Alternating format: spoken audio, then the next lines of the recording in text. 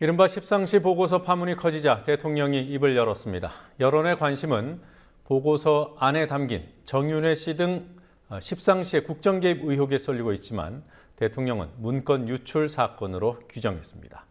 사건의 의미를 축소하고 검찰 수사에 지침을 던진 게 아니냐는 지적이 나옵니다. 정치권 취재하고 있는 PD 연결해서 알아보죠. 권현주 PD.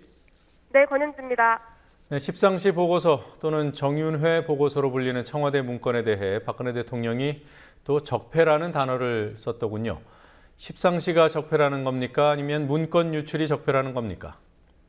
네, 박근혜 대통령은 오늘 수석비서관 회의를 주재한 자리에서 청와대 문건 유출을 국기문란 행위, 바로잡아야 할 적폐 등으로 강하게 표현했습니다. 이번에 문건을 외부로 유출한 것도 어떤 의도인지 모르지만 결코 있을 수 없는 국기문란 행위입니다. 이런 공직기강의 문란도 반드시 바로 잡아야 할 적폐 중 하나입니다. 또한 대통령이 이 같은 입장을 밝힌 건 청와대 보고서가 세계일보에 보도된 지 사흘만으로 정권 내부의 권력투쟁을 드러내며 파장이 걷잡을 수 없게 번지자 문건 유출 사건으로 의미를 좁혀 조기진화하겠다는 의지로 보입니다.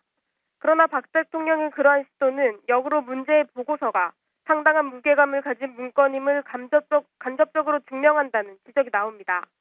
문건 유출은 국기문란 행위라는 오늘 박 대통령의 발언은 찌라시 수준의 문건이라는 청와대의 최초 해명이 사실과 다름을 보여줬습니다. 박 대통령은 부적절한 처신이 확인될 경우에는 지휘 고하를 막론하고 일벌백계로 조치하고 악의적인 중상이 있었다면 그 또한 상응하는 책임을 묻겠다고 말했습니다. NLL 대화록 문제도 대화록을 왜곡해서 대선에서 써먹은 사실은 놔두고 관리, 유출 부분만 기소한 검찰입니다. 이번에도 대통령이 강조한 문건 유출의 수사에 초점이 맞춰지지 않겠습니까? 네, 검찰은 정윤회 보고서 수사를 서울중앙지검 특수부와 형사부에 나누어 배정했습니다.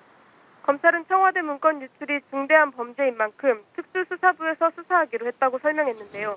서울지검 특수부는 과거 대검 중수부의 기능을 일부 가져온 강력한 부서입니다. 그러나 검찰의 이 같은 사건 배당은 박 대통령이 오전 발언에 따라 문건 유출 문제에 훨씬 더 많은 무게를 두고 수사할 것임을 예고하고 있습니다. 야당은 검찰 수사가 시작 단계인 만큼 검찰 수사를 지켜본 후에 특검 도입을 논의하겠다는 입장입니다. 민주연합의 비선실세 국정농단 진상조사단의 박범계 단장은 검찰이 수사하는 데 피해 나갈 수 없도록 공명정대하게 수사하도록 물꼬를 잘 잡아주는 역할을 하겠다고 말했습니다. 네, 민주연합이 물꼬를 잡아줄 수 있을지 모르겠는데 검찰에 어떤 점을 요구하고 있습니까? 네, 민주연합의 비선실세 국정농단 진상조사단은 오늘 첫 회의를 열고 보고서 내용에 대한 진상조사와 유출 경위에 대한 조사가 투트랙으로 이뤄져야 하지만 우선이 되는 것은 진상조사라고 강조했습니다. 박범계 진상조사단장의 말 직접 들어보겠습니다.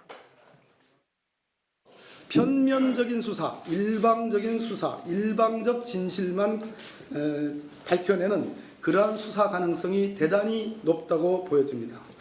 그리고 일부 보도에서처럼 오늘부터 수사가 착수된다고 하는데 그 수사의 방향이 유출에 먼저 포인트를 잡고 수사한다는 점에 대해서 대단한 우려를 표하지 않을 수 없습니다.